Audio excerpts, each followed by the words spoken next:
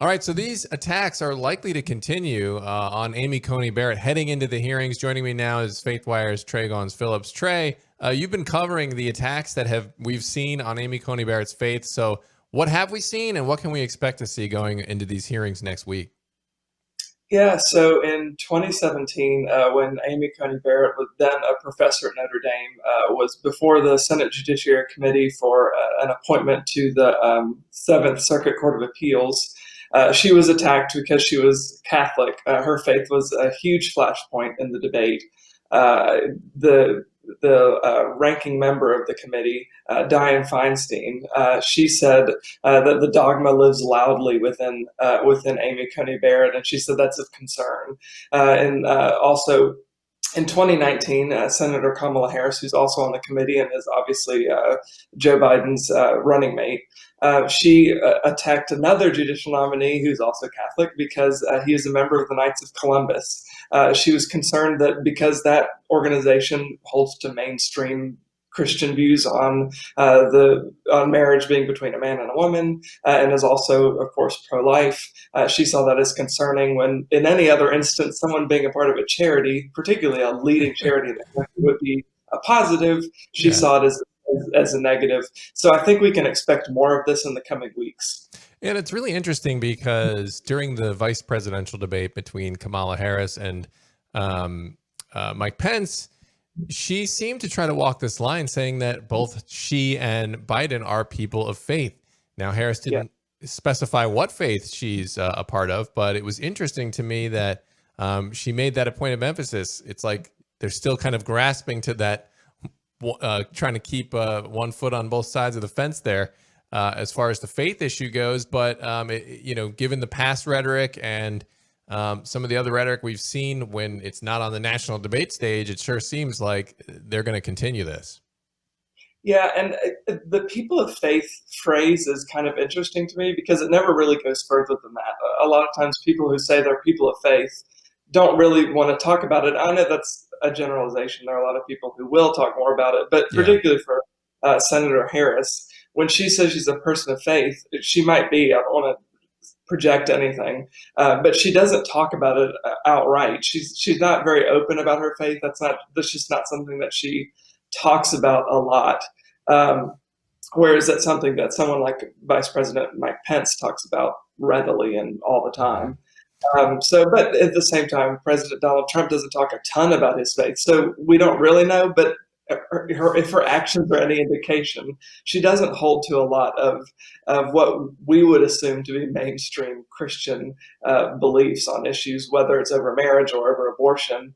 And the same with former Vice President Biden, who is Catholic, but also holds views that are diametrically opposed to the Catholic Church's teaching on issues like abortion. And in fact, in 2019, I think, when he was visiting a local town, I can't remember what state right now, but he was actually denied communion by a priest That's because right. of his progressive view on abortion, which, like I said, is in opposition to Catholic teaching. Yeah, and man, it's just been really crazy to watch these attacks go on, and it just makes you wonder what you look at somebody like President Biden or Vice President Biden, and how he's kind of tried to balance that line on faith, and then we had the packing the court question. And so we're in Yeah. the middle of this hearing, and I keep saying President Biden, but Vice President Biden, not trying to foreshadow anything here, but he refused to answer the question that if he would pack the courts or not. So I found that interesting ahead of this hearing. Yeah, so he's repeatedly refused to answer that question. Obviously, during the vice presidential debate this week, Kamala Harris refused to answer that question. I think Pence asked her about 3 times in a few minutes, and she denied each time to answer that question. The following day, Vice President Biden also refused to answer the question yet again. So whether it's that packing the court, which I think is likely a direction that the Democratic Party is going to go in, or it's these continued attacks on the Catholic faith in particular. It just seems that religion is increasingly a problem for the DNC. particularly when it comes to Supreme Court nominations or any judicial nominations. So it's something to keep an eye on. I think it was about 2 weeks ago.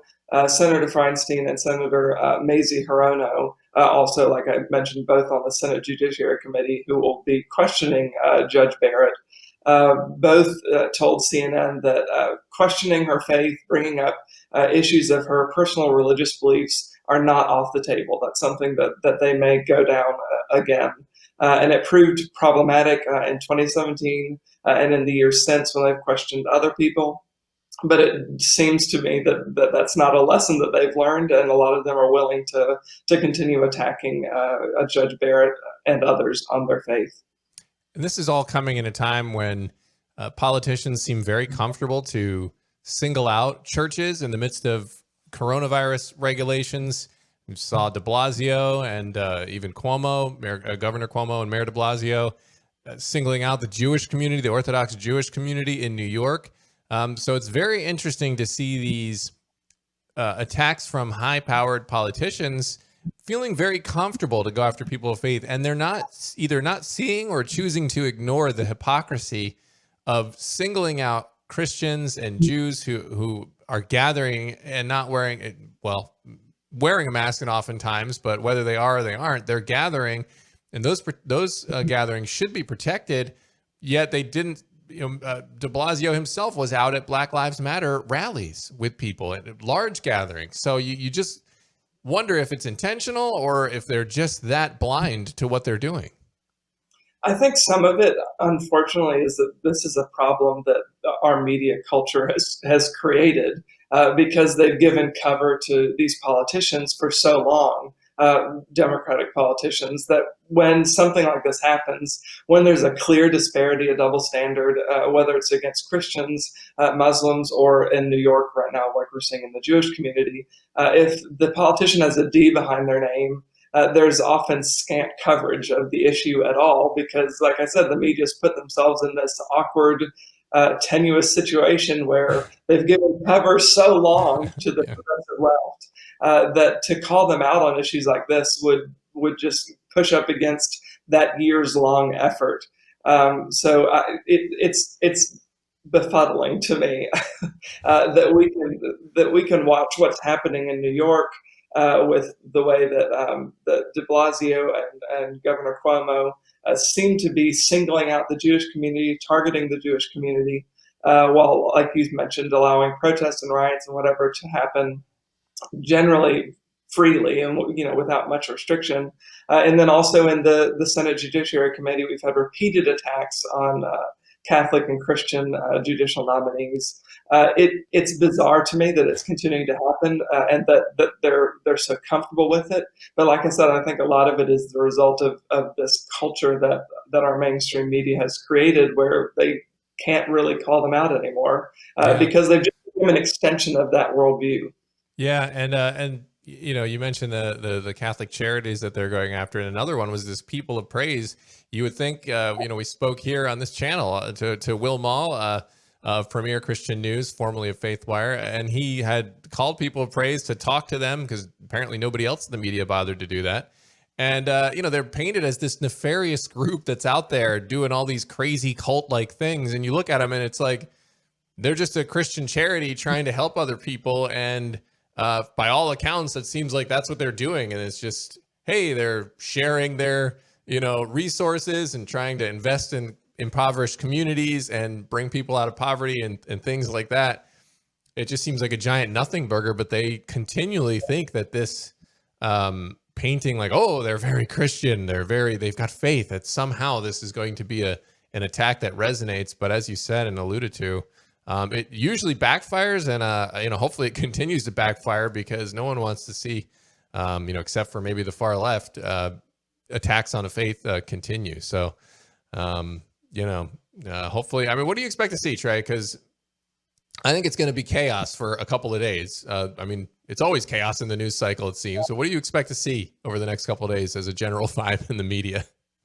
Yeah, so regarding the Catholic group, People of Praise, that Amy Coney Barrett is supposedly a part of, though she's never actually spoken out about, but it's generally understood that is a part of the organization. The media coverage over it and the fawning and obsession with the organization has just kind of shown to me the lack of understanding, I guess, that a lot of reporters have of religious groups or of Christianity in particular, because parachurch organizations like you and I know are like pretty run of the mill, like they're all over the place. If you have a particular passion, there is guaranteed a parachurch organization that meets that interest for you, whether it's abortion or Bible studies or like whatever. They're Yeah. just it's run of the mill and standard in Christian circles. So that people of praise is anything special is a silly thing to say anyway. It's just Yeah. the other organization. But as far as what we can expect in the coming weeks, I think, or in the coming days, beginning Monday, is when the Senate Judiciary Committee will start their hearings over Judge Barrett for the Supreme Court. Uh, I think we're going to see a lot of attacks on her faith, though they might be a little bit tempered, more obscured than they were in 2017. But I think the questions are still going to be there nonetheless. There's going to be a lot of questions about the fact that she's personally pro-life, though Judge Barrett has said repeatedly that she'd set her own beliefs aside, her own personal beliefs aside, and rule based strictly on the Constitution, because as an originalist, that's her job. Yeah. Um, Which is, by the way, which is always a standard they demand on, people like Ruth Bader Ginsburg and other, left-leaning members of the court. I always hear these big outcries. Well, she better put her personal preferences aside on abortion. And, it just always seems very one-sided. Yeah, well, and particularly if we look back at Judge or Justice Ruth Bader Ginsburg, she was really inspired by her Jewish faith. So it's not something that faith is just this troublesome, worrisome issue for a judge or a justice. Yeah. And she was lauded for the fact that her Jewish faith played such a huge role in her personal belief system and in what inspired her to go into law. And it's sad that we're in a culture that the same can't be said of Judge Barrett, even though she said over and over again repeatedly how much her faith inspired her passion in the law. That should be something that we praise, not something we belittle. But Yeah. In 2020, when Donald Trump is president, I think it's par for the course. All right, Trey. Well, it's certainly going to be interesting to watch it all go down, and we'll be here to cover all of it. Thanks for being here today. Yeah, thanks.